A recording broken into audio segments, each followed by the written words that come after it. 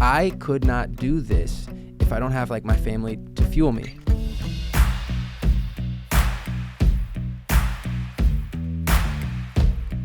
I just only wear it to work out, run, stuff like that. But Are you clapping at us? We're Or clapping. are you like It's with time. us? pay attention. He's applauding. He's applauding this riveting conversation Yes, on amazing. watches. This is what we're not here to talk music. We're here to talk tech. We're gonna get them back to Samsung. We're gonna get everyone a Samsung sponsor in here. I need to talk to Club Nick. Yeah. Is he 17, 19? No, Cade's got to be 21. 21 now. He's a senior He'll this be year? a senior. Wow. Yeah. That's an Clemson? NIL deal, right?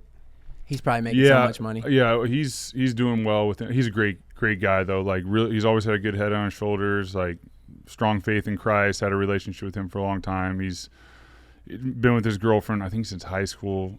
I get to see him every year when he comes out for doing something with his quarterback coach, and we'll play golf. And you play golf, it's like 4 hours, so you get to spend a lot of time. And Where is he from? He's from Austin, where I'm from. Oh, you're from Austin. Yeah, we both went to Westlake High School. He's 10. No, he's more than 10 years younger than me. So he's, that's 15 years. So like Sam Ellinger's in the league, was 10 years younger than me, Westlake, and then Drew Brees is 10 years older than me, Westlake. So we're all Westlake and Austin. Wow. Like playing quarterback at that high school, that's got to be a lot of pressure. Yeah, Cade won like 3 straight state championships. No way. And then how does it work? Like, how do you get into the running of there is like a high school national championship, right? No, just There's state. not. Yeah, they'll rank them throughout the country, and every now and then they'll do like a Florida versus Texas or Texas versus Cali. Mm-hmm. But there's no like national champion. But someone will crown by ranking like, oh, we finished the season number 1. Right. But Westlake was number 1 for a little while. And that's like really, so California, Texas, and Florida are really those are the states, Yeah. right? Yeah. For high school. 100%. Well, that's where all the number 1 prospects are coming from. Yeah, you'll get a lot from them, and then obviously Louisiana and Georgia have a lot of guys. It's just interesting. Like Florida's got a lot of speed, Texas has a lot of power, California develops a lot of like quarterbacks and skill positions, like a lot more so finesse. Crazy, yeah. And I then do you feel like those Florida guys, like Hollywood Brown, Fast. so fast. And then Midwest is like the big lineman. Like, Yeah, Nebraska. and That's then where I'm from. yeah, and then occasionally Not they'll that get big though. occasionally you'll get like a Cooper DeJean or something that's just Where like is a he free. from? Yeah, I think he's from Iowa.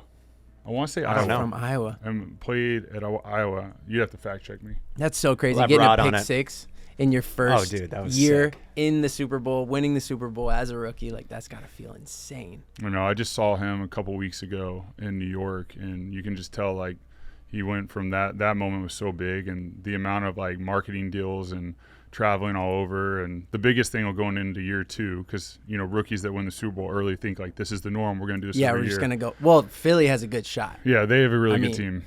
Are you obviously now you're a Philly fan, but like, were you always like, were you like a Dallas guy? Like, what was your Yeah, team? I definitely had Dallas Cowboy jerseys growing up, and Yeah. went to their training camp because my mom's best friend was a Cowboys fan. Mm-hmm. In Austin, my mom went to Texas, so honestly, Texas was the pro team for me. Yeah. But I love like Troy Aikman, Emmitt Smith, Michael Irvin. But then my favorite was John Elway. Like Oh, yeah. love John Elway. So did you like the Broncos? I did like the Broncos. Yeah. I'd say if you said like what was my favorite team as a kid, the most passion in the NFL would probably be the Broncos. Wow.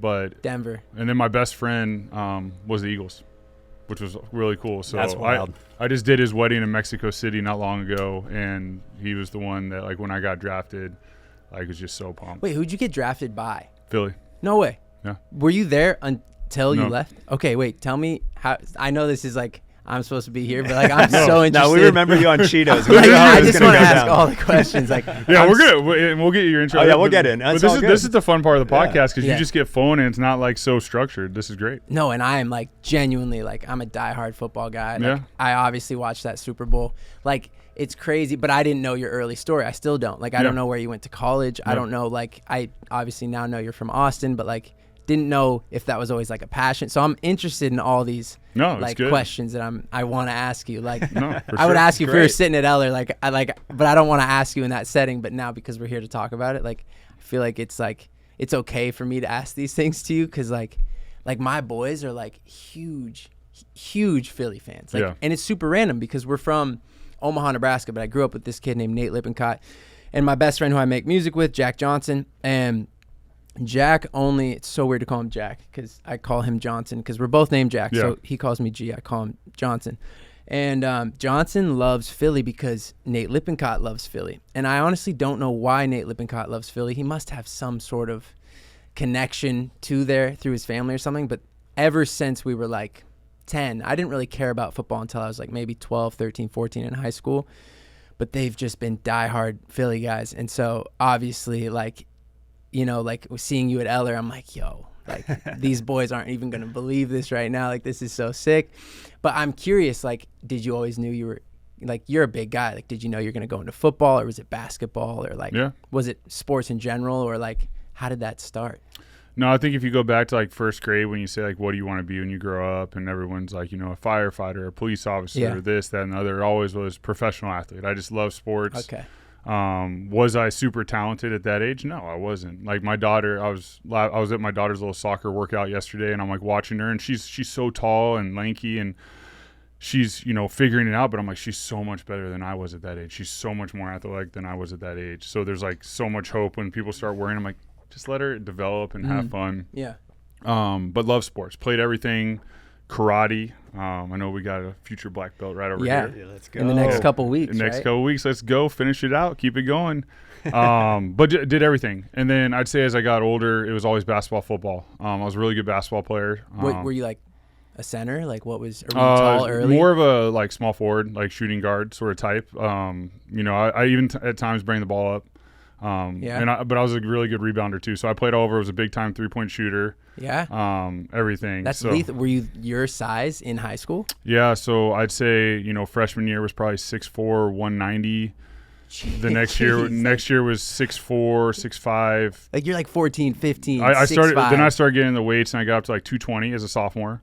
And then by my senior year, I was 235. But were people at this like insane high school? What is it called? Westlake. Westlake. Was everyone just an absolute unit? Like no. Well, what's crazy? Now they are. Not when I was there. There's only 2 high schools in Austin, right? No, there's a lot. Oh, there's a lot. There's a ton. There's 2 main ones that the athletes come from, because Westlake, Lake Travis, and yeah. That's so right. this is a small world, because my best friend, his sister married Baker Mayfield. So like I'm connected to that Lake Travis area just through them. I don't know them like very well, but I'm really, really good friends with my buddy Sammy, and his sister Emily married Baker. So I know a little bit about like what the vibe is over there. Like everyone, you know, football is like life. Yeah. And I think he like grew up, I might be wrong, but I think he was like a huge UT Austin probably fan.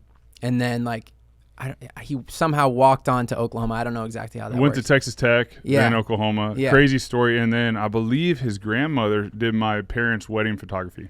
No way. Yeah, they were telling me that story. World. So if it's the right person, I'm almost positive. Did you so you were a beast. I mean, you were in high school, like taller, bigger, just like you had the edge on people. But then you had to obviously choose between football and basketball, right? Yeah, early on it was going to be basketball. I mean, I played varsity basketball as a freshman, second player in school history to do that. And then sophomore year, that's the earliest you can play varsity football. But I was like 4-string quarterback, and then I played some tight end, and I was on the field goal unit. I was like the edge. So like edge, like get blasted. And then my first one like was a bobble snap, and it was a fire. So I had to go out on a route and all this stuff. So that was sophomore year. Were the kids in front of you, the 3 in front of you as quarterbacks, like are they in the league? No, none of them. The guy who was a starter ended up going eventually to Vanderbilt and playing receiver. Was a really talented quarterback, talented athlete, obviously playing at Vanderbilt receiver. And then eventually my junior year, I was a starter my junior and senior year, and we set a bunch of school records, did really well.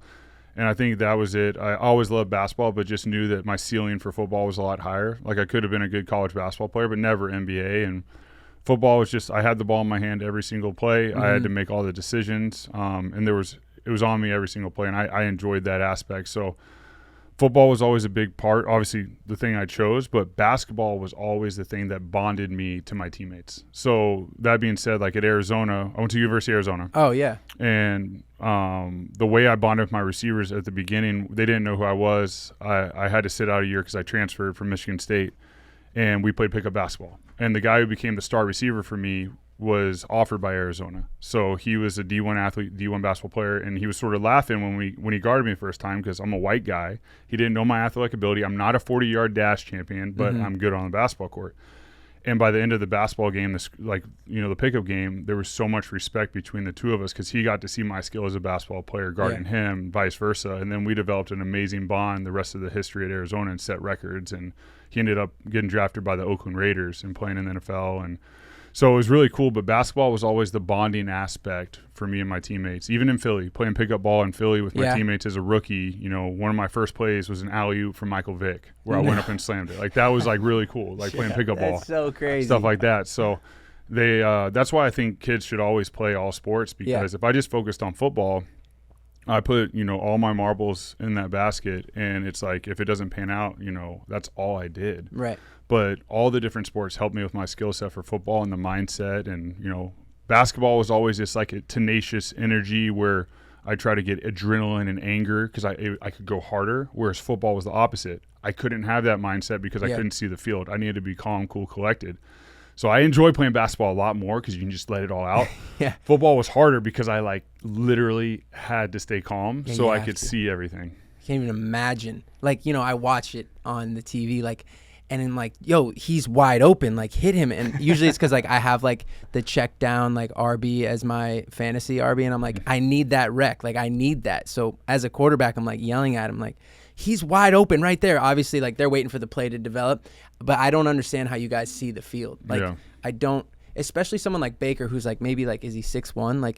I don't know how much it matters. He might not be 6'1", but he's a great quarterback. How does he see? He's got all these dudes who are 6'7" in front of him. And then these other guys who are 6'3" coming at him through those guys.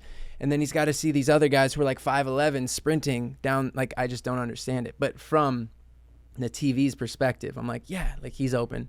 It should be easy. Throw it to him. But of course, I have ulterior motives as to why I want that guy to catch the ball or this guy to run the ball. But did any of your high school wide receivers, were they super nice? Did they go on to be like you in the NFL or anything like that? One was drafted to the NFL to the Cardinals. Ryan Swope played at Texas A&M, but had to end his career his rookie year because of concussions. Dang. Tight end, Kyle Adams played for the Bears. A couple other tight ends. Steven Schaefer went to Air Force, served in the Air Force. William Ball went to Duke. Staten Job went to Virginia and joined the Navy SEALs. So he was a Navy SEAL. Dang. So a lot of talented guys. But a great segue to you. Okay. Is you were talking about how we as quarterbacks can see the field, right? And it's you being loving football, you're how do you do that? But it's funny because, and I know you have an epic introduction. No, not I'm even. I'm letting you do it because I want to hear it. You were happy about this introduction, but I want you to know. So you being a musician, right? You perform in front of so many people, and so us and us normies. We look at that man, how do you feel the stage? How do you, obviously you have a talent with your vocals and your stage and your ability, and obviously your partner Johnson, Jack, and Jack and Jack G Johnson. Yeah, see, I like that. So that's how we'll do it. That's how we'll do it.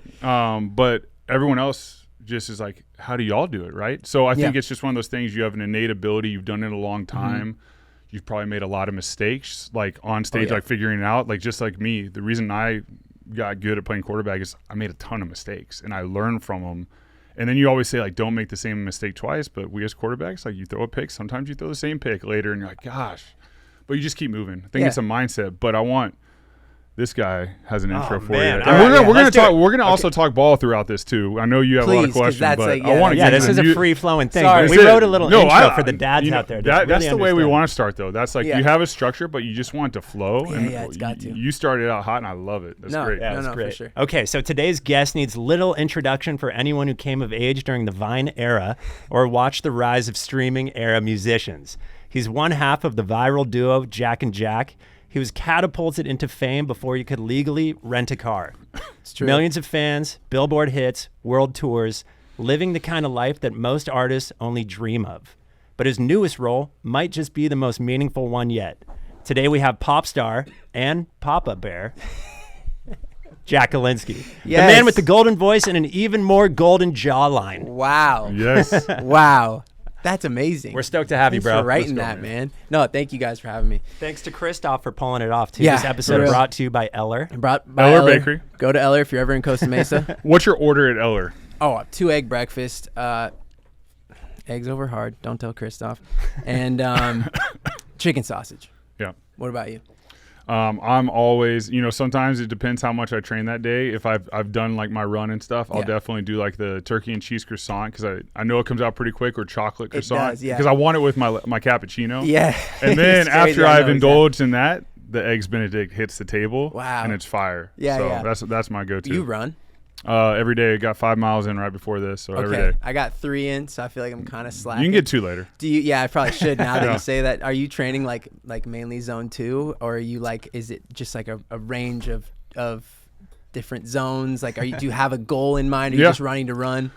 Yeah, I mean, I'm finishing up a half marathon block, like 12 weeks of it. I actually partially tore MCL skiing, so healed from that, but a lot of running. Honestly, just every day, I just realized I was trying to find a rhythm since I finished playing, and then I was like, finally, I'm just going to run every day. That's going to be the bare minimum. I'm going to do a run, and I'm going to know that. There's not going to be a day off. If I feel awful and I've been traveling and doing stuff, I'll get a mile in. Okay. But usually, like, my low day is like a 5K. 80% of the time, really the conversational pace. Yep. And then 20% of the time, which I love, is like intervals or speed training or hill runs or something high intensity. I also like the high rock. Have you seen the high rock sport? Yeah, I've been hearing obviously a lot about it. It's so viral right now. But it's I don't. Awesome. Is it the exact same at any place you go to do high rocks? It's the same workout? Yep. It's the same training endurance event. Do you do it with a partner or is you can. Yeah. But there's also individual. And I know we've talked about potentially doing, there's one in Anaheim. Oh, yeah? So yeah, we went and checked it out last year. It was really cool. It's pretty hardcore. Oh, it's got to be. Training for it's awesome too. I did yesterday was an epic day. We did what we do in the morning, 3.5, 4. And then I went and played 2 hours of pickleball, answered some emails, call, and then I did a 45-minute high rocks type of workout just to top it off. So it's like the ski erg, and then you have the rower. Yeah. Are you doing like burpees? Sled push. Burpee broad jump, sled push, sled pull, end with wall balls, and then there's also farmer's carry. There's 8 exercises. And these are all Then set weights? You run almost a mile in between. No, it's 1K in between each one. So you start with a K, so 0.62 miles. Then you go to, I forget the order of the stations, but like just say 1,000-meter ski erg, then run a K. Then you do another station, run a K. Lunges. Yeah. There's got to be a strategy. You can't just like go all out on the. You have to, well, it's just like you obviously are always building your engine. So like that's what I've learned about running is it helps with anything. Like if you have a good base, like I can go do weights harder. I can do a high rocks workout harder. Because it's really an endurance sport with a ton of running. So the runners are usually the fastest. I'm trying. That's why I'm trying. Like my ego wants me to just PR every time I go out, just run 5 miles, 10 miles, 13 miles as fast as I can. And then like I feel not so great the next day, and then I can't train for 2 days or something. I can't run for 2 days. Yeah. So I've been, like you said, like the 80% at that conversational paces. I've been talking so much to ChatGPT, and they're like, "Yo, you gotta slow down, man. You gotta go 80% of your training in zone 2." And I'm like, how do I know exactly what my zone 2 is? Like I'm not like the next guy, right? Like we're not all the same. And so I'm like trying to find my max heart rate and my lactate threshold, and then subtract your like resting heart rate. But I want to go and get like hooked up to something that can actually tell me this is the number. This is the range of heart rate that you need to stay in between to only like oxidize fat as energy and to build that aerobic base. Because I could be in zone 2. Like I think I'm 134 to 147. Yeah. But I actually have no. Finding your zone 2. That's really funny you say that, though, because Roddy and I just did that on Monday. We did the full VO2 max. I need this. Seeing how your body works with carbs, sugars, fats. Yeah. We got the guy, Brian McKenzie. We'll link you up. He's great. Oh, I would love that. That'd be awesome. Simple way to find your max heart rate minus your resting, or is it? It's your. Isn't another thing like if you can't nose breathe, if you have to breathe out of your mouth, you're going too fast? Right, or something. Or just think like conversational pace. Can you have like the easy way, like we did yesterday? Was like we're just gonna have a conversation because we hadn't had a chance to catch up in a while. So we did 6 a.m. in front of his house, and we're like, let's just see where we're at. Let's just do like a 3.5, 4 mile run, and let's just talk. And you don't really worry about the pace. I had the distance. Yeah. And then at the end of it, you got, what you needed in. And then 10, 11 minute miles, right? Like super chill. I think it ended up being like 9:48 or something, but it was solid. Like it was good, but like we got the zone training in. And then, but I do like the hard days so the philosophy is you do that 80% at that like lighter pace, and it's gonna feel slower at first because your ego's gonna come in, your pride. Like I want it, like I can go. But you do it so on the 20% days, you have the engine to go really fast. Yeah. Because if you go like it's called the gray area, of training where you're going a little hard, like say you're in the 150s, whatever, all the time. On the hard days, you can't train hard. No. So the way you get faster is you build your engine aerobically, and then on the hard days, you do a lot of speed or hills at a very high intensity because you've allowed it. And then when you race, you're somewhere in between. So when you do your hills, is it just sprint hill, walk down? Or are you like running in a neighborhood where you know there's just a bunch of hills? So it depends. There are like long runs with hills. I think an app that you would like is Runna, RUNNA. Mm-hmm. So it can sync to Garmin, Apple Watch, a lot of watches. So your workout will be on there. It'll run you through it, but it has AI in it. So you'll like say your age, what your speed is, all the things you're training for. So I inputted one for half marathon, 12-week block. It built it for me. And then I was like, I just want to run every day. And then it builds the plan for you. So you know exactly what the workout is. So it might be, hey, run X amount of miles to a hill, 60 seconds up the hill, walk down for 30, jog to the bottom. Hey, we're going to do 30 up, then down. So that's one interval, do 8 of those, then run home. So I did one that was like epic. And it was like 2.5 miles to the hill, all those intervals, which was a lot. And then I ran 2.5 miles home. And on the way there and the way back, are you kind of just back in that pace. chill? Okay. Yeah. Yeah, intervals. Those are, I always am like, but it's probably because I haven't been training that zone 2 base. And then I'll run like 730 miles for like 5 or 7 miles, like 3 times that week. And then on the 4th time I run, I'll go do intervals. And like, I'm running at like a 6-minute pace for 1 minute. And then I'm running at like an 11-minute pace for which is great. 2 minutes, right? But then on those days I already did all these like 730s and like I'm like dying, and then like my knee starts is like this. 730 is my Achilles. Pace. No, 730 is great. And like I think it's great that I'm able to do that without training my base. Like I think I just forced myself to like train these zone 4 runs, and that was like my norm for like maybe like 6 months. But I just started running like a year and a month ago. I ran a half marathon when I was like 14, but I have no recollection of like the training I did. My dad was a good runner, and he was like, you want to run this half marathon? I'm like, yeah. And so I did it, but I wasn't even aware. Like I never wore a watch. I didn't know my heart rate. I was 14. Like you're kind of all over the place. Everything's kind of easy when you're that age. You're just like a machine. You're like, okay, I'll go. And so I didn't run for like 10 years. And then I started again last year. And I was just like, oh, like I saw some of my buddies who are like insane runners. They're running like sub 3 marathons and like sub hour 20 half marathons. And I'm like, okay, like, oh, he did 10 miles at a 7:15 pace. Like, okay, like let me try to do that. And then I'll go out and do 10 miles at like an 8:30 pace. And I'm like, man, I'm like so slow. But then looking back at it, I'm like, wait, that's actually like, that was my first attempt at a 10 mile. I'm like, okay, maybe I should just really like focus on the slower stuff, because that's what every good runner tells me. They're like, slow down. Don't even think about how far you're going to go. Just go and see how far you can go. And then I don't know. Sometimes I get bored, but I think the mindset helps, knowing you're actually improving. Right. So you allow yourself to keep going. But that's literally in the last 7 days I've started training zone 2 seriously. Yeah. So I definitely want that to like, I want to stick to that. Do you go like 3 or 4 days straight of that, or do you break up your 80%?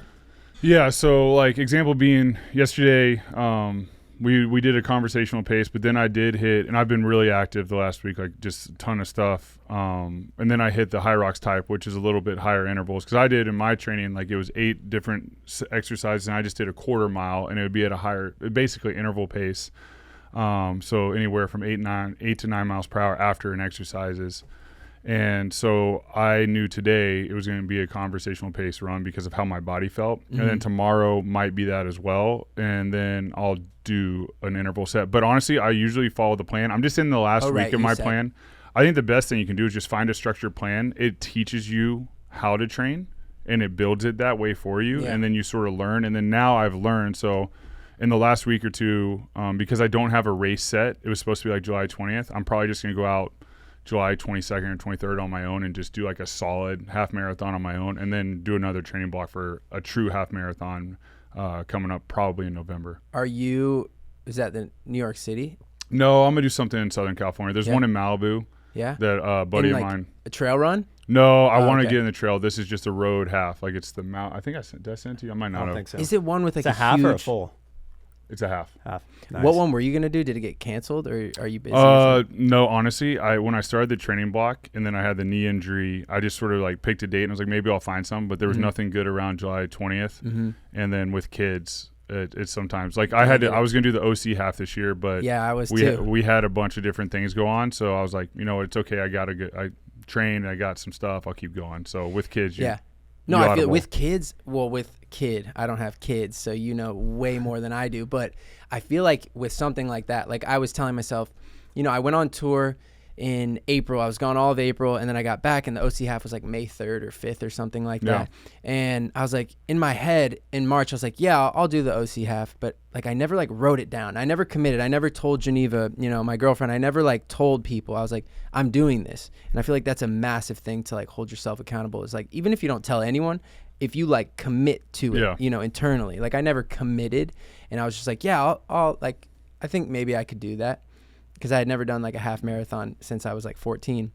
It sounds like you could do it. Well, I definitely, sure. I've done a couple half marathons just in the last like month, just like out there, just went out and like, I was like, okay, let me do like a sub 2 half marathon, like a 9:08 pace, like, and nailed it first try. So I was like, okay. Like now I feel like, because everyone says like race day is so much different. And again, like I don't remember being 14. There's a lot more adrenaline. Yeah. So like, I wonder what that 2 hour would translate to on race day, or if I would just go crazy out of the gate and burn out and not be able to get sub 2. But I think like now that gives me a realistic like goal, like, or an idea of a goal where like, could I train for an hour 45? Like yeah, probably. And then like, I think the goal is to just keep getting faster without like destroying your body. But like my long-term goal is for sure like sub 3 marathon, which is crazy to say because I've never done a marathon. I probably couldn't even run a sub 4 marathon right now, but then like an hour 29 half marathon would be like solid. That's like elite, right? Like that's insane. So I definitely want to do that. I've had like the Honolulu half, which is like December 14th of this year, like on my mind. Hawaii would be a nice little trip. It would be super nice. And like we are always talking like how do we just go to, like, we need an excuse to go to Hawaii without just like being lazy for 7 days.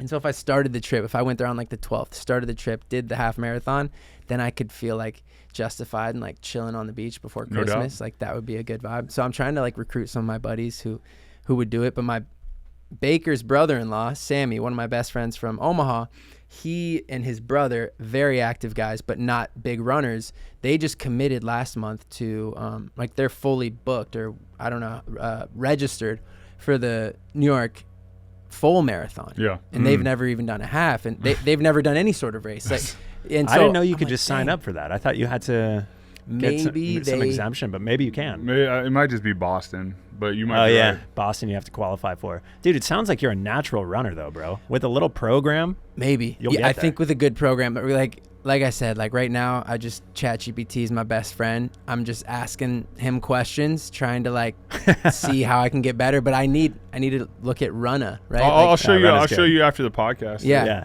But that's interesting though. Like with all the running and everything, when you're on tour, when you're traveling, like how do you? What's your routine like? What's a routine like for you? Yeah. So this was my first tour since being truly into running.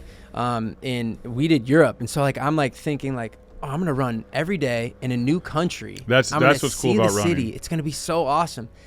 And like I halfway committed again. Like I didn't really truly. I was like, I didn't like set out a plan. I wasn't like, okay, every day this is my sleep schedule. Like you really have to be in it. And especially it's like, like if you have a game on Sunday night or Monday night, like I don't know what you did, but if I mean I'm not qualified to say this, but if I was an NFL quarterback, I'd probably sleep in on Sundays if I knew I was playing Sunday night, right? Like you don't want to be up for like 14 hours before sleep the in game. Recovery. So on tour, it's crazy because here I'm in bed by 9:30, usually asleep by 10, and then, she comes to our room at like 6:30, and one of us has to, get up and go, and then the other one kind of like follows slowly behind the next 30 minutes. But I'm up at 6:30, let's just say, and on tour, a lot of times I'm not even asleep by 5 a.m. And part of that is because I was on a European tour and I wanted to say goodnight to them. Yeah. So I would say goodnight to Haven, my daughter. She would go to bed at like 8 p.m. here. I don't know the exact math, but let's just say that's 5 a.m. and I'm in like Amsterdam. So I don't know, part of me, like, I didn't want to go down until I knew they were like safe and sound at home. Yeah. And also had this all this adrenaline coming off of stage. You know, I'm on stage Right. for an hour and a half starting at 10 p.m. So I get off, or starting sometimes at like 9 p.m., but usually somewhere between 9 and 10 we go on stage. And then I get off stage somewhere between like 11 and let's just say midnight. And then I'm really hungry. I get off stage. So then like you got to eat food, and it's like 1 a.m. All the guys, all the crew finishes loadout maybe around like 1 a.m. hard out of the venue. We get on the bus, and like there's just all this energy, like, oh, did you see that happen like midway between this song and this song? And like, oh, like Johnson almost fell off the stage, or like, you know, did you see that one girl, like she passed out, like what was going? So you're like talking about all these things that happened like in the game, right? Like in the show. And like not every show feels like a victory. Like I'm trying to relate it to like how you feel in a game. Like after the game, if you win like by a small margin, or like something amazing happens, like you guys, you're hyped up in the locker room, I assume, right? And you're like, man, that was so sick how you made that happen. Like Robbie, my drummer, like sometimes he also is our music director, so he's got something like this right here, and he has a whole keyboard, and all the keys are designated to different like cues in the song, and we have in-ears that like help us hear certain cues, and it'll be like, oh, no one hears this, but like in the middle of the song I'll be singing, and in my ears it'll be like 1 2 3 sing, and then like it's like that's like my cue to like come into this next part. And like sometimes like the system will crash, and so he has like a backup computer. So I'm just giving an example of like being like hype on the bus. That's interesting for everyone that listens to this. Like, there's so much going on, and like what the in-ears actually do for you. Yeah, and some people, I think there was like something leaked on like TikTok of like some big artist, and why, I think it was like Zayn Malik or something. He's this obviously like really famous guy. He was in One Direction. He like, I think like he doesn't wear in-ears, and he plays arenas, like way bigger places than we play. We play like, you know, 1,000-person theaters and whatnot, and it's still, you can't hear. If I take this out, everyone's singing, people are shouting different things, everyone's having a good time, talking, cheering, whatever. You literally can't hear your band. There's like a slapback, is I think what they call it, and it's like you hear your band like a second after they're actually playing. You hear them play, so it's but like then the sound acoustics are ricocheting off everything. Exactly, especially in like dirty rooms that we play in, like they're not acoustically sound. We're not playing in like the Orpheum Theater, this like beautiful thing that's meant for like orchestras. Like, you know, sometimes you are lucky enough to play in those places, but especially like arenas. Like, I don't know how Zayn does it, but he doesn't wear in-ears, and this thing like got leaked of like what it sounds like his in-ears, like in his ears, what he hears like if he were to wear in-ears. And it's like we always have a metronome, so like in our ears throughout every song in the entire set, it's wow. So it keeps you on beat. And people, I never, like, it's funny, my perspective, because that's been like, that's just how I know it is since I was 17 performing music. So that seems super normal. I almost don't even hear the metronome. It's almost like an internal thing, right? Like that I just like, you have to know the beat. You have to,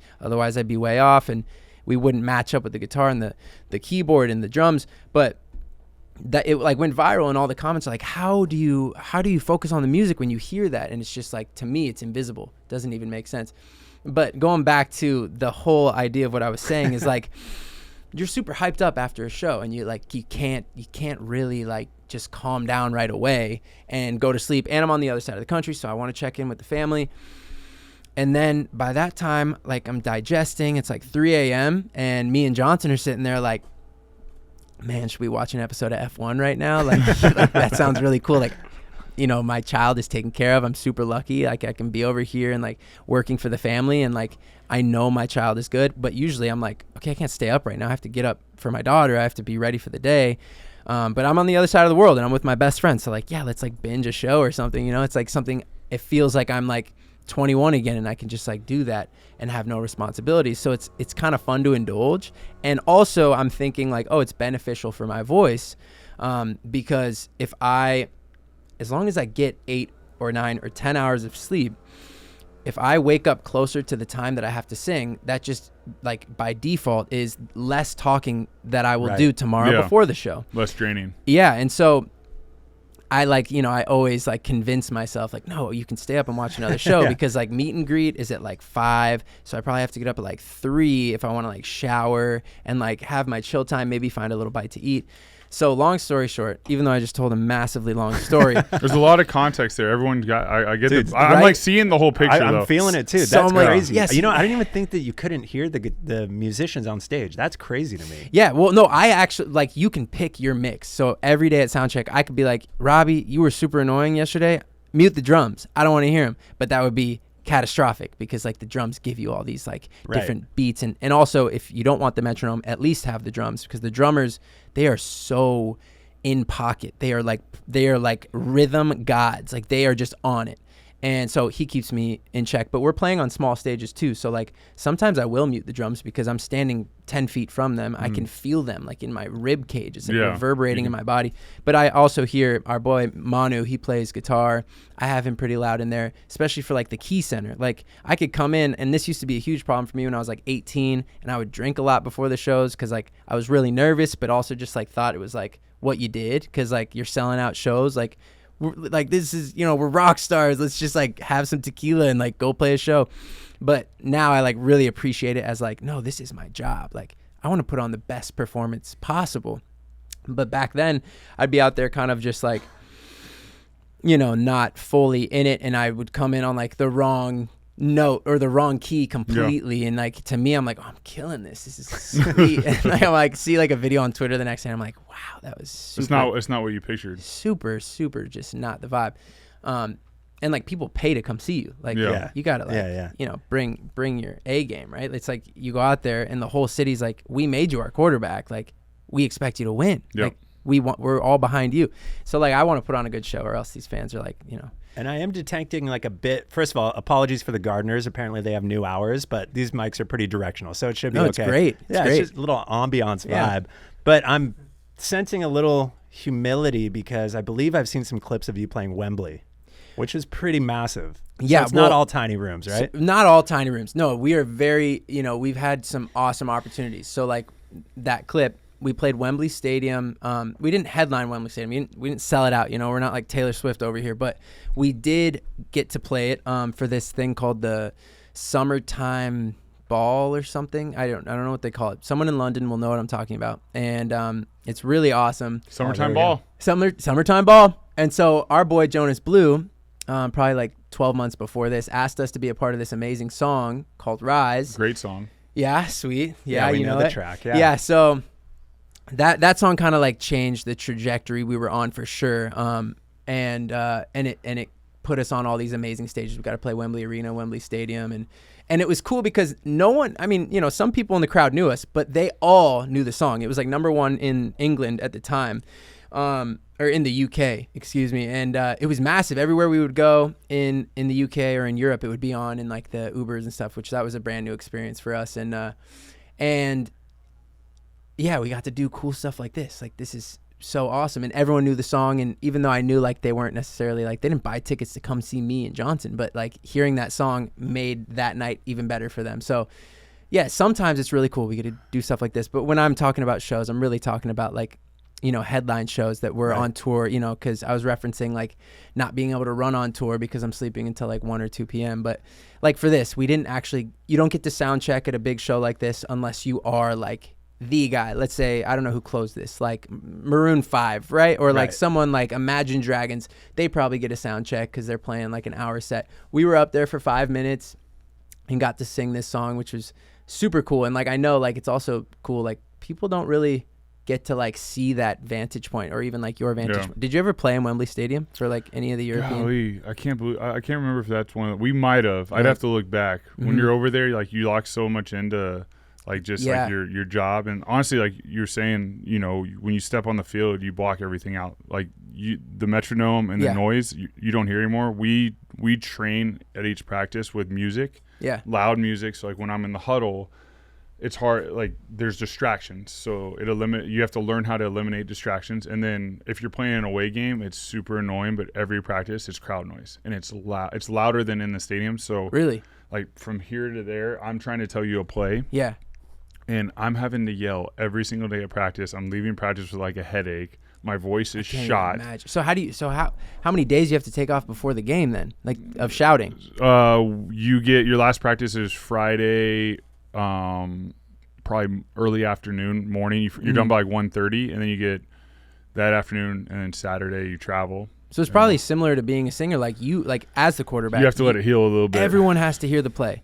Like, I don't know who the furthest person from you in the huddle is. Well, the huddle gets tight, but what happens too is if there's an audible or protection change, you see us run up to the line. Yeah. And then we have hand signals for the wide receivers a lot of times, or worst case scenario, it's something you didn't expect and you have to like really like get to them and like bring them in and yell. But a lot of times you have a hand signal that can like point or whatever we did back then that could tell them exactly what they're doing. We tried to cover all our bases because you're a pro.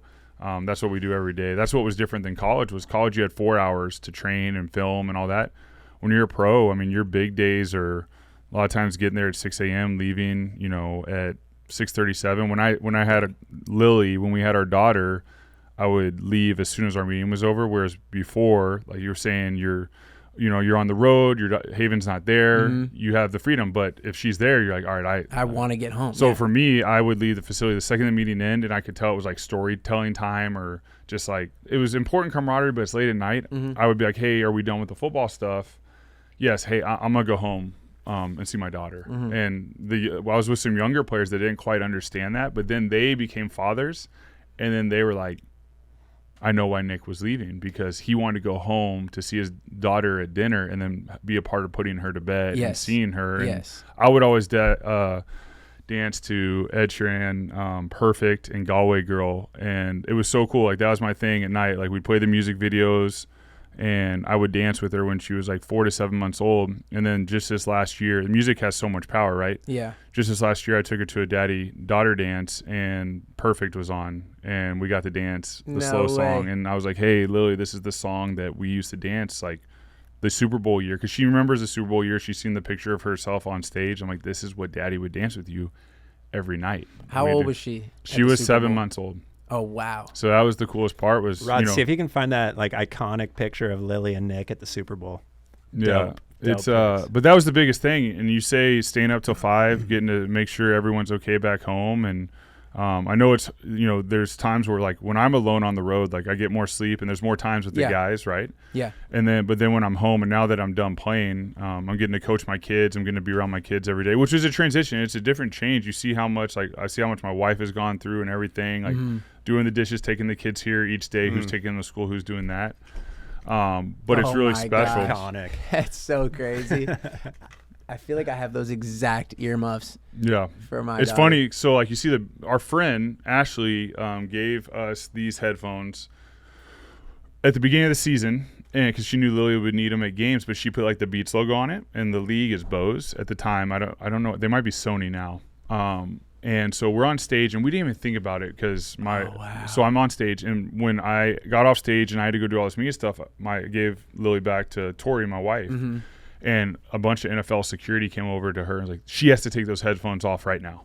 And my wife's like, she's 7 months old. what do you? And my wife didn't know why. She's like, why? She's like, those are Beats headphones. She's like, they're not Beats headphones. She's like, and it was drawn on with the Sharpie. She's like, no. So Beats got like $3 to $5 million worth of like marketing for free over a product that they don't even have, which is hilarious. Did they create one after that? So after this, we went on the Ellen show, and we did something with Beats. I did a like 1 year deal with Beats, and they made Lily a special pair of Beats headphones that she still has to this day. And we did something where the whole crowd got Beats headphones. Then I got some for the whole team. And I still have like Beats headphones in packages at my house that just have like unlimited like I got a couple Beats. of the Disney editions and stuff that I'm starting to open now for the kids because they're ready for headphones on the plane and all that stuff. So I'm actually glad that they're Bluetooth. Yeah. How old is your youngest? 2.5, Bodie. Wow. Is Lily, you said that's her name? Yeah, Lily's 8. Is she the oldest? She's the oldest. So Lily's 8. So that was your first baby. First baby. At the beginning of the season, kind of, right? Yeah, so we had her in June. And then, so she got to be at the first training camp, and then, 7 months old at the Super Bowl. And then we had Duke and COVID. So during 2020, so we were with the Bears. And then Bodie was born so Duke and Lily were both born in Orange County. And then Bodie was born in Indianapolis my last year in the NFL when I was playing for the Colts, the same day that our head coach was fired. And then we hired someone else it was early in the season. So November 7th. Dude, that's crazy. You have a child and then you win the Super Bowl. But you weren't starting that year, right? No, I was the backup to Carson Wentz. Yeah. And then I played the last three. Well, I went in the last 4 games. So against the Rams, and I played 3 as a starter, and then started in the playoffs. So like 6.5 games. But that was the coolest part is, being a parent, getting to go through that, even getting to talk to Lily these days about that because she has questions. And we wrote a book in 2018. It's right there behind you. It's called the Believe It book. We did it with Tyndale Publishing, a Christian publisher. And when we wrote it, we gave all the proceeds away. It was a really fun project. And I wrote it to Lily as if she was 16 years old and reading it for the first time. So as accurate as we could make it, as impactful as we could. And, the blessing of it all was being a parent. And, the real treasure on that stage with the Lombardi was my daughter.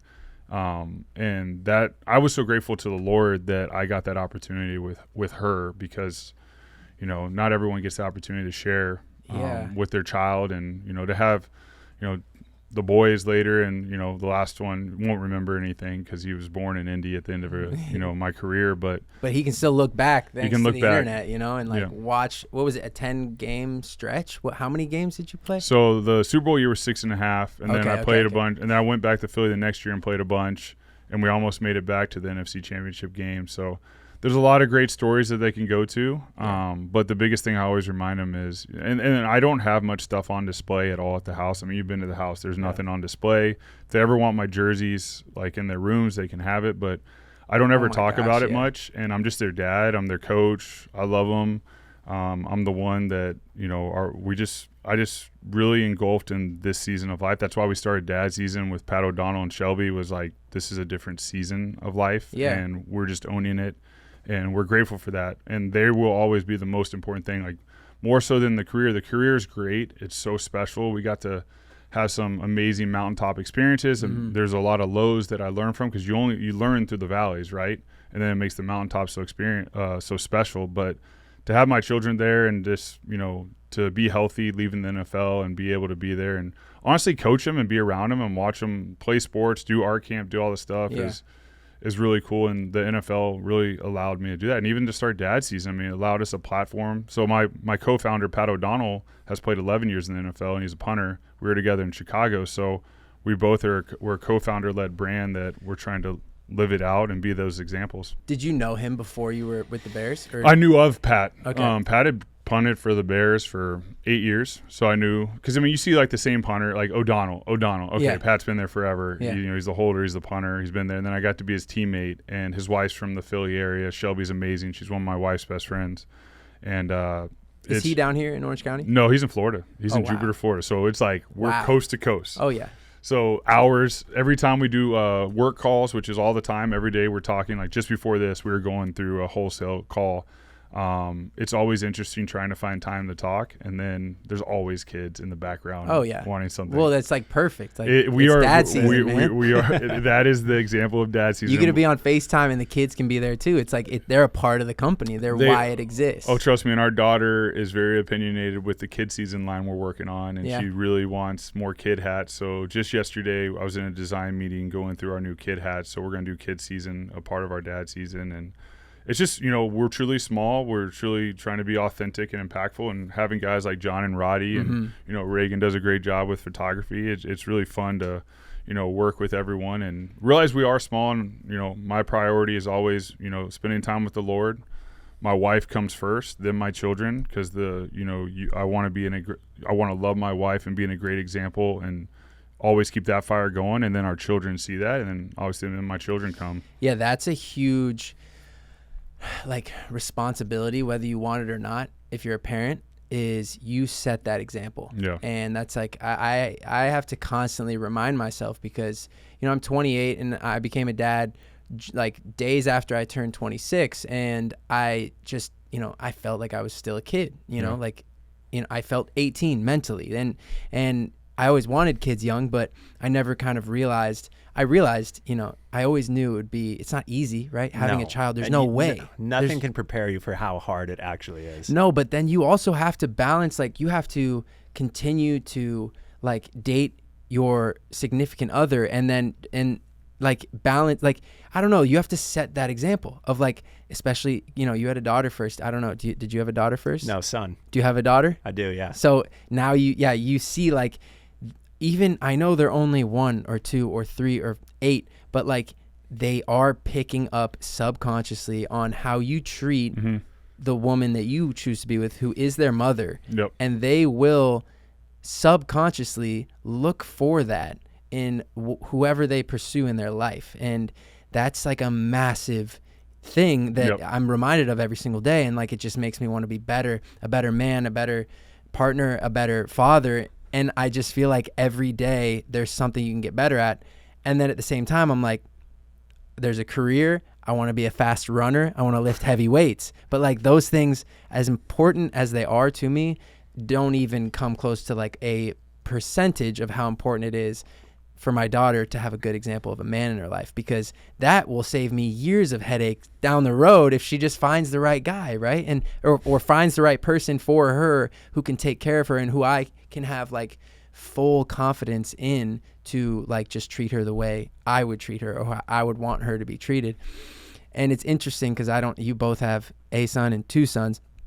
Like I feel like it kind of is the exact same thing. Like you're the example of how to treat a woman to them, but also like it must be a different style of parenting where like, I mean, I don't know, but I feel like I might be slightly harder on my son. I don't know if that's like fair or if that's like what I got from like movies or something, but I just feel like it's a little bit of room to have fun with your sons because they're more, you know, they might be more durable. You maybe push them around a little bit more, you know, like you want to whip them into shape, right? For sure. Well, there's a lot of wisdom in what you're saying because this is what Nick and I talk about all the time. We talk about it on this pod a lot, is that the kids, they will never do what you say, but they will always do what you do. So if they don't see you respecting women, for example, then my son could easily grow up to be one of those, you know, terrible guys that everybody hears about. Yeah. You have so much responsibility when you're raising any child, first of all, but I think with a young man especially, and then a young woman, if I tell my daughter every day how beautiful she is and how special she is, then she's not going to be that impressed when some guy comes up and tells her she's beautiful. Love that. Because she already knows it, you know, internally. So these are the things that we talk about and think about all the time. Yeah, but you know, I want to take a second to spin this back to you. Yeah. Because there's a couple things we got to get to. Okay. So Jack and Jack, you guys are best friends, right? Best friends. We met when we were 4. So yeah, we've been through it 24 years. Is that crazy or what? How was that rise? It was, you know, I can't imagine it any other way because you go through like, you know, high school is right. Like it's like everyone went through high school. It's like it can be tough. It can be awesome. Oftentimes you look back and like some people think, you know, those are like the best times of my life. Like I think that like, you know, it was a great time. But to have someone with me now at 28 and who has been through, not just like has an idea of what I've been through, but like was literally by my side. It's as if like they were a quarterback with you on that team, right? Like, or, you know, like they did everything with you. Like, I mean, well, you literally know what I'm talking about. But like, you know, like being like I feel like my ego could have taken me to, you know, not the best places if I didn't have that constant check-in. Like, yo, man, like, why'd you just do that? Like, you wouldn't have done that 8 years ago. Or, like, you wouldn't have done that last year because we kind of, like, popped off our senior year. And, like, we started, you know, we're in Omaha, Nebraska. No one is making music for a living. No one is, you know, you go and, like, you, like, cut grass. Or you take over your dad's, like, I don't know, company that does, like, I don't know, like builds houses or, you know, you just kind of like do what you're supposed to do. And some people definitely make it out. They go to New York, they work on Wall Street, or they go to Chicago and whatever. But like music, the entertainment industry, very, very few people from where we came from do that.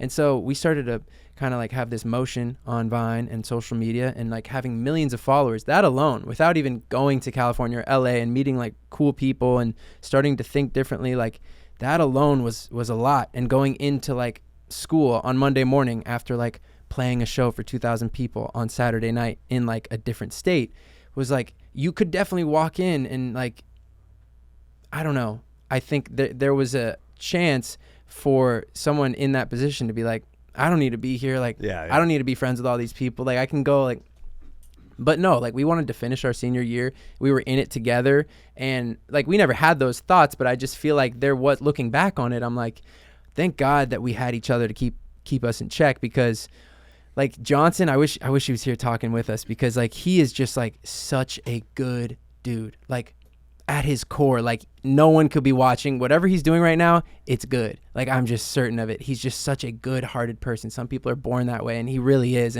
And he never a chance that anything bad would, like, even if he blew up alone, he would have been fine. But if I blew up alone, like, you know, or did this all, the career and everything, like alum, I don't know how I would have done. And I feel like, yeah, like just going back to your original question, like it was so awesome having my guy there with me the whole way, and just like bringing my other guys too, like Sammy, the guy we were talking about, and some of our other boys like Skis, and like just our boy Skate. He goes by Skate. His name's Nate Maloli, but all of us came from Omaha, Nebraska, and like having a crew out in Los Angeles, all making music and all like striving to be the best, you know, versions of ourselves, I feel like helps. And we can remind each other, like, yo, like, remember when you did that stupid thing in freshman year and everyone was laughing at you? You know, it's like we keep each other humble, and you humiliate each other, like not in a negative way, but like, you know, just to remind yourself, like, you're not this like cool dude, you know, like you're just a person. You're just, you know, you're still you're super lame, and like it's freshman year and you got too drunk and you're throwing up at the party. Like,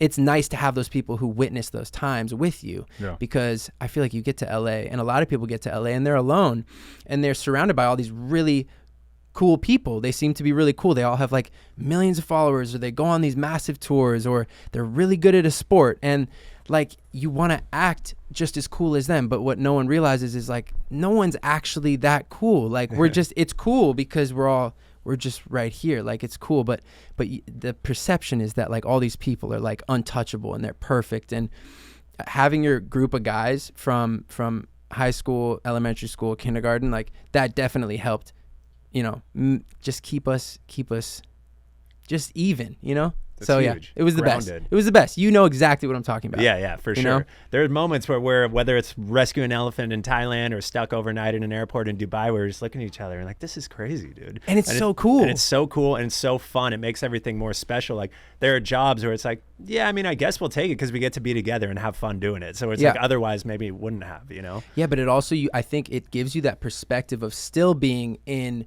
maybe not kindergarten because you're not really thinking about anything in kindergarten, but like in high school, freshman year, you have all these dreams, right? 100%. And now like you still have that perspective remains, and it stays alive because you keep going back to it with that person that you share it with. And you're like, yo, like we just got off of Wembley Stadium, dude. Like, do you remember watching like Freddie Mercury doing like that insane perform? Like we were on that stage, like, but maybe I wouldn't have thought like that if I didn't have someone to talk to the other perspective about. Like, remember being in like Mrs. Shields, like 6th grade class, like talking about this or that, or like, remember when like, you know, it's so nice to reminisce. And like even yesterday we were in a studio session, and like me and Johnson are always just pulling these names out of the hat. Like yesterday we were talking about this kid, Jordan Disick. He was like 6'2" freshman year. Like for Omaha, that's big. I know you were like 6'5", but this kid was big, right? And he was just a beast. And we're like, yo, like, I feel like Jordan Disick like went to the Army or something. We were just like talking about a random kid. And then we like started talking about this kid. Like the names are irrelevant, but then our boy, he's from the UK, and I just love the way he speaks, because he's like, there's a lot of different accents over there in England, but his accent is like very proper. Like, I don't know, I don't get sick of it. Some of them are kind of like tough to hear a lot, but he's just the best, right? And his name's Ben, and he's like, you guys have like the most random, like you guys have such good memories. And I'm like, wait, do we? Or are we just like constantly reminding each other of these like really old, I don't know, like memories that we have? I guess maybe it does make us sharper, like having someone that goes way back with you, because you're always talking about like just the most random shit. And I don't know. I don't even know where I was going with that, but like, it's just nice. Special. Yeah. It's just special. It's nice to have someone that knew you before you were what the world thinks you are. Mm-hmm. Right. Yeah. Right. They knew you from the beginning, whether it's a family member, a spouse, a friend. I mean, even like when I go, it's funny because like in my profession, you know, doing interviews, playing in games, you always want to handle yourself with respect and all these things, but you get me back with the guys I grew up with or even went to college with, we're just complete goofballs and being silly. Or even like last night I was playing a game with my wife that's getting into Mahjong. And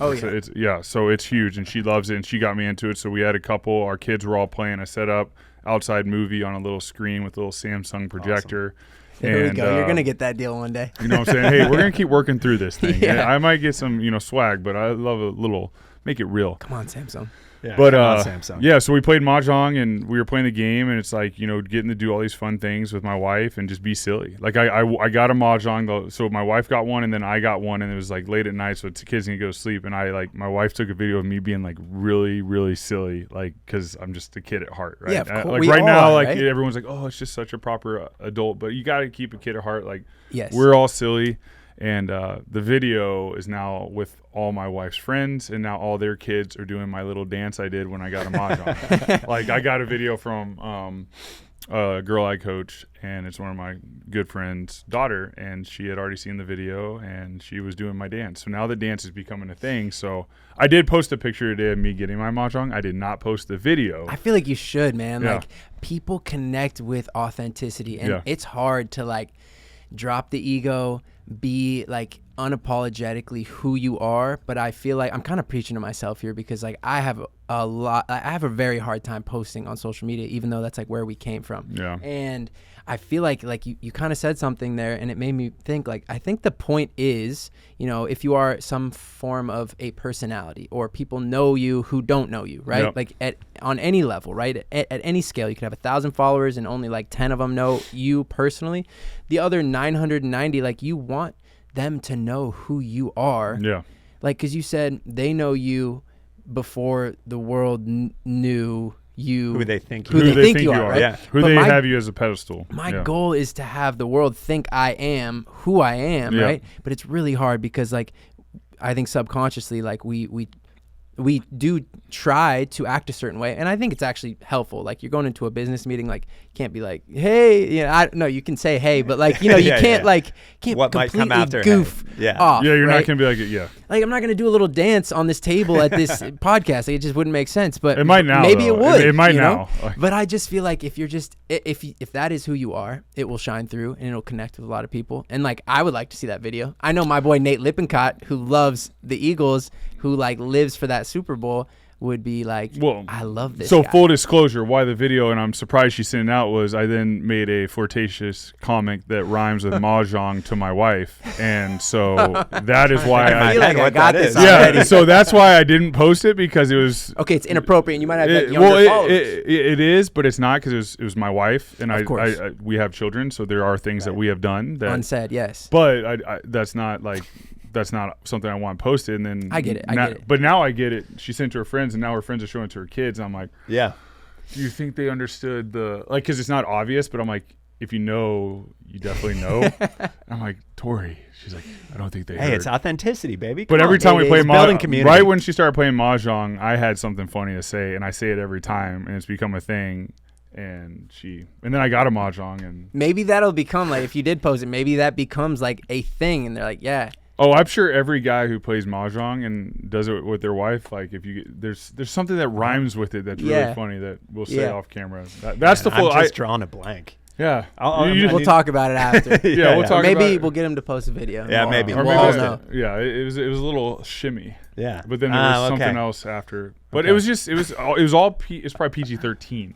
Got it. But unless Okay. unless you're watching like The Sandlot or something, I can't believe when we're watching these kids movies, like, because I get this all the time from some people, like, oh, you just really got to watch what your kids are watching. Yeah. All these different things, and Mhm. you're like, okay, like they're watching Sandlot. It's like, oh, I was like, that's what I watched when I was a kid. But then I'm Yeah. like watching Sandlot, and I'm like, there's a lot more cuss words in this than I remember. Because like when you're a kid, you don't know a cuss word. Yeah. True. And then, but I will say, like, my son the other day did say a cuss word, and I think it's a cuss word from The Sandlot. I'm like, hey, Duke, like, we're not going to say that word, but I love The Sandlot. Like, I think it's a great movie. I think The Little Giants is a great movie. I Yeah. think all those movies are awesome, and they're like our kids on repeat right now. It's The Sandlot.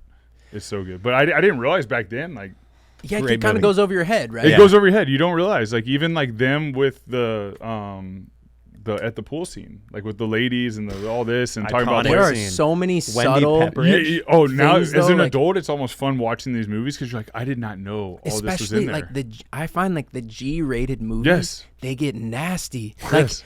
because they're like, we need to keep this. It's, like, We know we're subtle. making this for kids, and kids can only watch movies if they're with their parents. So we need to sell to Yeah, the parents too. And it's like we totally. were watching, like, I don't know, she watches everything, but like we were watching like Ice Age, like something of the dinosaurs.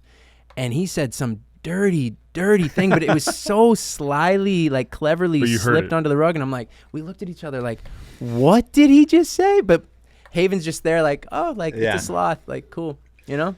Yeah, you guys have seen all those Disney references, right? Like the Little Mermaid and I think so, some yeah. weird stuff out there, man.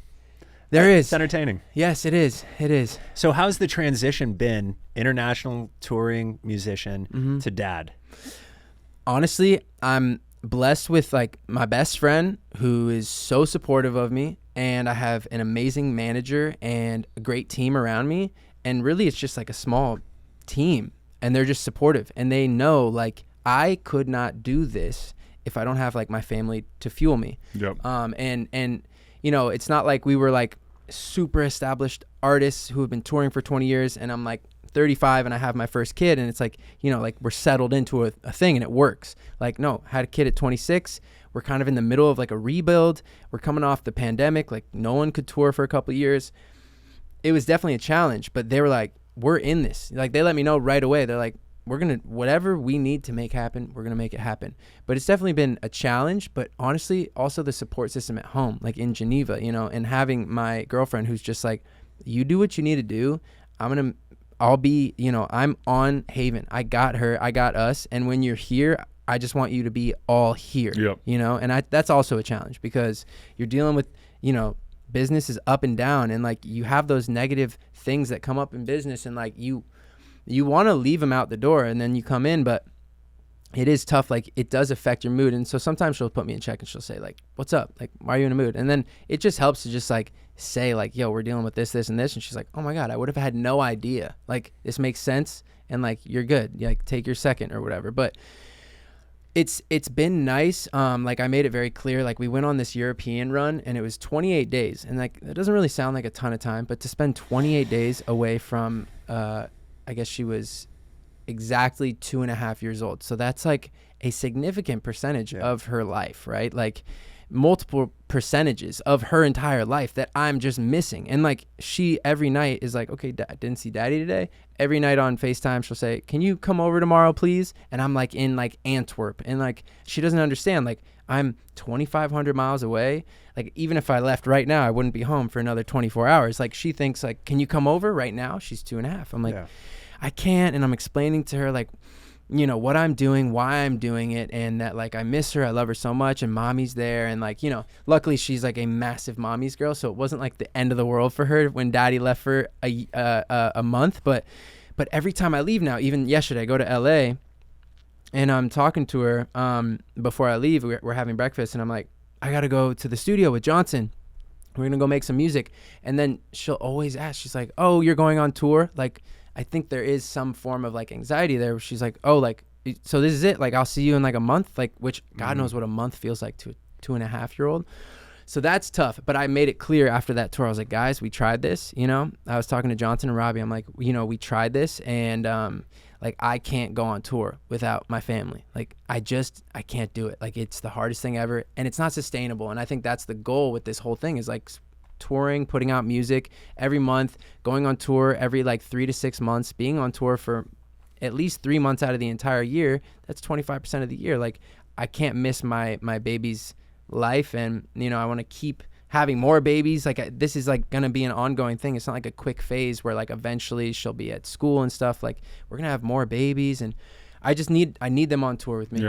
And they were like 100%, like, let's do it. We'll do the back lounge thing. You guys have the bed in the back, you know, like you'll do your family thing, and like we'll make it work. We'll bring a nanny on tour, and like, cause that's the tough part also, which I have no idea what I'm in for, is like I don't know how it's going to be. I'm excited to see. Also like a slightly nervous because like there are long days. Like it's very demanding for me and Johnson, like getting on stage, meeting like 100 people a day, signing certain things. Like, you know, you just have like a lot of stuff to do. It's not just the show at 9 p.m. Like you're kind of busy all day, and sleep is so important because you could cancel shows, and that's like a massive loss. Like, you know, it just doesn't make sense for the business, and it also disappoints a whole amount of people who are like paying to see you on this night in Indianapolis. Like, you know, you got to show up every single day, and I got to watch my voice, so I can't talk that much. And so it'll be a challenge, but I think it'll just make everything more worth it having my family there. And so I guess, yeah, I'll have to come back and tell you how that goes after November that'll 4th. that'll be after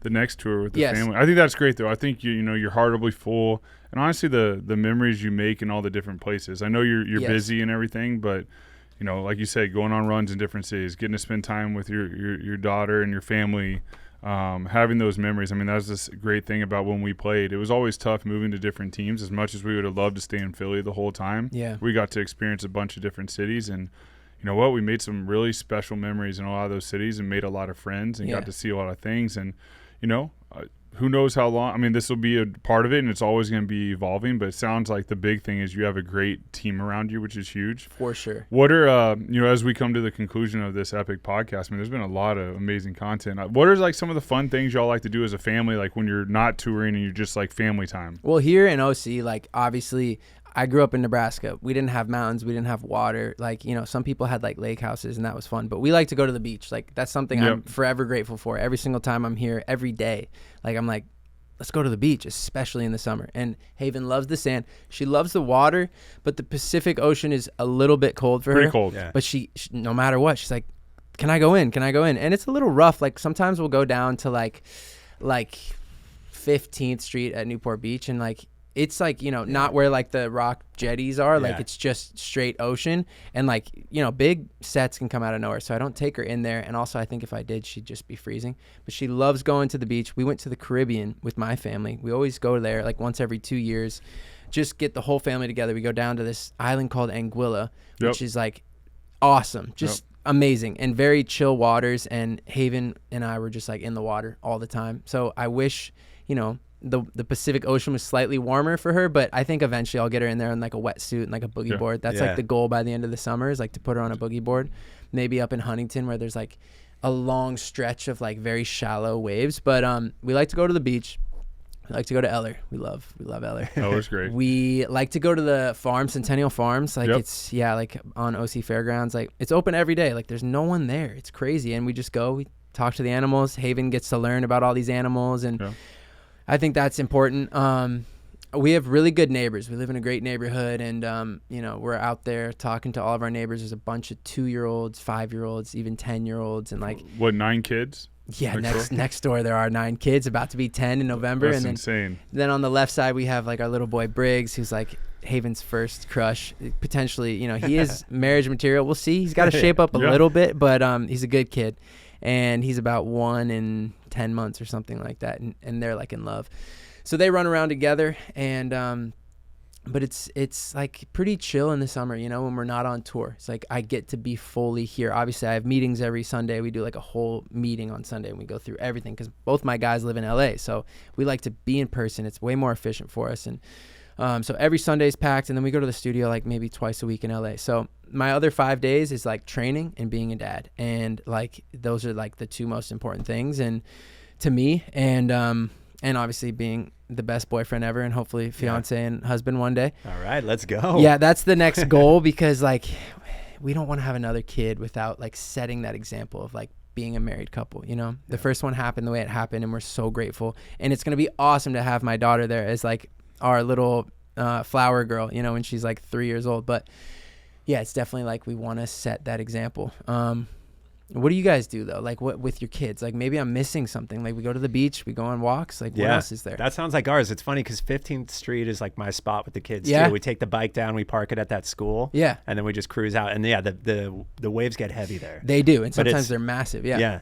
I mean, we got the e-bike with the 2 bike seats on the back, so I'm just cruising. I Load the want that kids so up and we bad. just go. I want that for running too, because it's sometimes great. like when I do a half marathon, like it's 2 hours of the day. Like why don't you guys just come do some circles around Totally. me? We'll go back bay, we'll go the full loop. Yeah. Like that sounds like the best day ever to me. So I really want to invest in an e-bike. I just haven't. If you have like a brand that you like think is amazing, let me know I after. bet you have a few. Yeah, we Yeah. got a few brands. Yeah, we'll I send need you the some links. e-bike. We need the 100%. e-bike, 'cause we're just it's a like- game changer, bro. It just opens up the whole town. Yeah, You're at you the can go beach anywhere. within 5 minutes. You hop on the ferry, take it over to Balboa Island. Bring everything with you. Yeah, and- just load it all in the basket. Yeah, I can. Oh, yeah, I need like the 100%. basket extension. Yeah, Yep. yeah. Okay, so we'll get that. Yeah, you're getting big dad mode. Yeah, now. we'll get you For dialed real. in, dude. Cali dad 100%. mode. Yeah, we go to Balboa Island. We love walks. great. Like, Yeah, Yeah. walks are great. She loves walking, and yeah, we walk around Balboa Island. We'll even just walk the peninsula, like even late, 100%. not late at night anymore. We finally sleep trained her. I don't know if you guys sleep trained from the Oh yeah. get-go. Oh yeah. We didn't sleep train until she was like 2 years and 2 years and 3 months, right? This past January. It took us like 2 weeks. It was gnarly. Oh, it's tough, gnarly. Gnarly. And because she's such a mama's girl, I was like, night was dad mode because like she just wanted mom. And so like if mom was there, it would have been very hard because she wouldn't have wanted to like let go and go down. So that was rough, but highly recommend if you are a father or mother, sleep train them early. I think with my next one, that's going to be like maybe like a 6-month project, like at the 6-month mark. I don't know when you guys did it. Yeah, my wife crushed it. Tori has a whole method that she crushed. We might have to call her then. Yeah, we've gone deep on sleep and lack of sleep escapades on this pod because my son was absolutely psychotic, dude. Like literally to the point where it's like, do we need to do an exorcism on this kid? Like he's insane. So we had put a lock on his door to lock him in his room because otherwise he would just do it. And we felt terrible and we were crying and like we couldn't do it. But he had to sleep train. Like that was the only way that he would be like, okay, I'm going to fall asleep in my bed or fall asleep on the floor and then make my way to the bed because he just couldn't sleep train. Sometimes it was like you have super to do that, hard. right? That's like the extreme way, but like Totally. that's like I totally get it after a certain amount of time and so many nights of just sleeplessness. Yeah. At a certain point, I would have locked the door too, even with my daughter, which is like heartbreaking to say, but luckily she figured it out. The first time somebody told us like try that, we were like horrified and like mortified that was even a thing. We're like, there's no way we could ever do that. Yeah. And then after like weeks of trying and it just being chaos, we're like, we're gonna have to lock this kid in. No, we and did. It's funny. He was giving. Sorry, when we did the same thing. Did you? We after we had that podcast episode where you brought it up, Bodie did the same thing. So we had to do it. And once he realized he couldn't get out, he just jumps back in his crib and goes back to bed. Wow, that's great. That was funny because Nick did it and kind of was talking like, I don't know if I would lock it in. I was like, well, now I'm going to look like a real a-hole. And now you lock. Oh, I did. I love it. We've come full circle. Let's go. Well, dude, here's the deal. Yeah. They got to sleep. It's better for them. It's better for everyone. Lack of sleep is torture. Like it might suck for that week or 2 weeks or maybe you're lucky and it takes like one night and they figure it out. It's a really smart kid. But like it might suck and it's like emotionally draining and it's, physically draining, but like at a certain point you got to pull the plug and like they got to be able to like be independent. Like, right. And that goes way beyond sleep training, but I think that's like the first test for the mother, for the father, and for the child. Like we all got to sleep on our own, man. I mean, mom and dad, we sleep together, but like we fall asleep on our own. Mom doesn't have to rub my back every night. Like it's tough because you want to just like, how do I get him down quick right now? But it's actually the long game. And that's like something as a first-time parent did not understand. And I'm glad we're good now. She sleeps through the night and our neighbor's dealing with it right now. And like Eric, the husband of this woman named Lindsay, who's Briggs' father, Briggs' mother, Briggs' parents, they're like, like, what do you do? I'm like, she sleeps through the night. And I'm like, what happens with Briggs? And they're like, he's up at like 1 and 3 and 5. And I'm like, that's brutal. I mean, it makes sense. I was there at 1 and 10 months as well. But like, I think it's a game changer, especially going back to the training thing. Like, like if you want to be up, like now I have the option. Like I could go to sleep at 8, wake up at 4, and like do both of my workouts before Haven's up at 6:30. I don't do that, and I probably should. But like, it's at least an option for me if I ever feel like doing that. Yeah, it opens up possibilities when they can sleep. Yeah, my goal is to get them like 12 hours though. Like 7 to 7 would be amazing. Are your kids at all like that? Yeah. 12? Well, like it'll be like 7:30, 8 to 7. Oh man, Bodie. That's nice. Yeah, he's getting big. But how old is the he? man? 2.5. Okay, so that's exactly my daughter.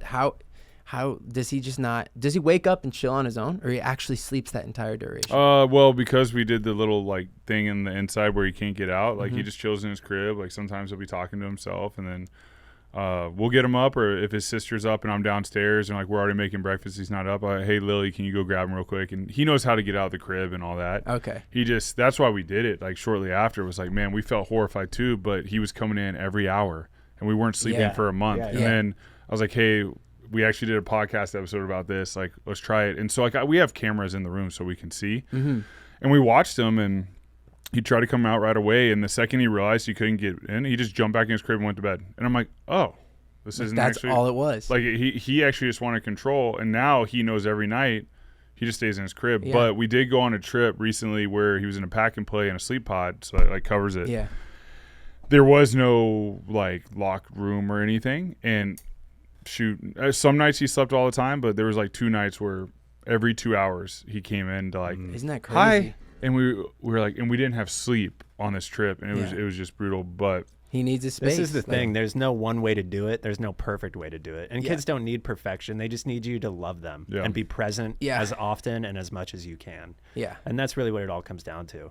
And that's why Nick started the brand. That's why we have this pod, is because it's hard to do it alone. So just having a space where you can talk and share highs and lows and build a community makes everything easier. No, it's tough because none of my boys get it. I love them, and like they're just not in that season of their life. Right. Like they really just aren't. And so like we're planning, like we're big on fantasy football, and I'm like kind of having to take, like I got to respond a little bit less so they kind of like get the vibe. Like I don't want to be like, guys, I can't make it to Hilton Head this year to do the draft. Like, I just can't. I live in Orange County. I'm going to be with my daughter. And like, those 3 days are like, they're irreplaceable. Every single, like, I know like sometimes you do those trips, you have fun with your boys, you go out with your family, whatever it is. But like, like they just can't even fathom that I would choose to like not be drinking with all the boys, golfing on this beautiful place. Like, I don't know, like to me, like I'm like, guys, if you made it like a wellness retreat draft, I'm there. Like, let's do ice bath at 6:30, run 10 miles and then hit like a sick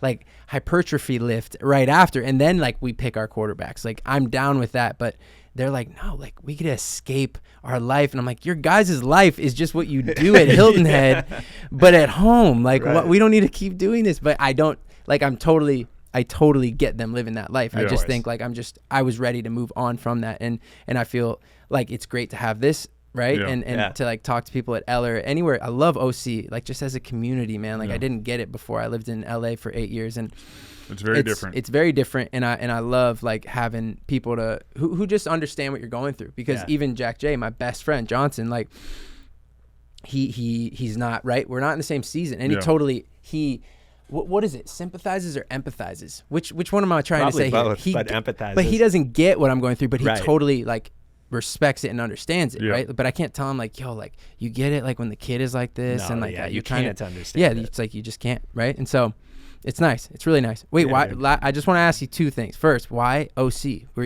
you from Wife's here? from Brea, so 30 minutes away. So wife's from here. Her whole family's here. So we bought a place in 2016. So this was like, and we rented for a couple years in the off season. So my family's all in Austin in Texas. Oh, still over there. Yeah, that's awesome. So do you have a place there? Nope. No. Do you ever want to live in Texas? We will be here. We'll be here. We'll visit Texas. Okay. Love Austin, great town, a lot going on there. Yeah. But this is home, great community, great schools for the kids. They got their friends, their cousins, all that stuff. So it's really good. Yeah. We're for sure gonna have to do a part 2 after the tour. After the tour, part 2 after the tour. I want to hear all the stories. Yeah, man. No, we'll definitely have stories. Sleepless Did you have nights. one more before we sign off? You said you had two. Yeah. What was it like catching a touchdown as a quarterback, like in the Super Bowl? Like, I not have to as know. big as a deal as it is now. Yeah.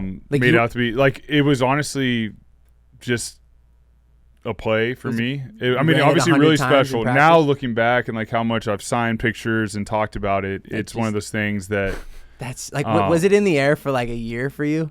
You know what? I was so locked in and so at peace throughout the game. It was a really calm game for me. Mm-hmm. And, you know, Trey, who threw the ball, like threw an amazing pass to where it was just perfect. And I just needed a play on 4th and 1 that would work on the Patriots, that would trick them a little bit, because, I mean, we needed that touchdown. I knew we'd need every single thing we had. So it was a perfect time, and did not realize the play was going to be what it was, and it had a great name, Philly Special. And then I also said Philly, so we have like the Philly Dad merch right here. No, I saw that. So this is a new hat. Did you said that you want Philly? So I said you want Philly. So we Who actually. Who are you asking? The head coach, and then he had to confirm the play. So this is actually a hat he's wearing that is coming out very soon. That not just that's a special hat. Not just a dad can wear. It's by our Dad Season brand, but we're making more stuff that's not just dad. I love that too. So you notice like the logo's whited out. So we have some cool stuff down the pipeline. And so where can people find your music, or what do you want? You can find us Instagram, X. You can find us on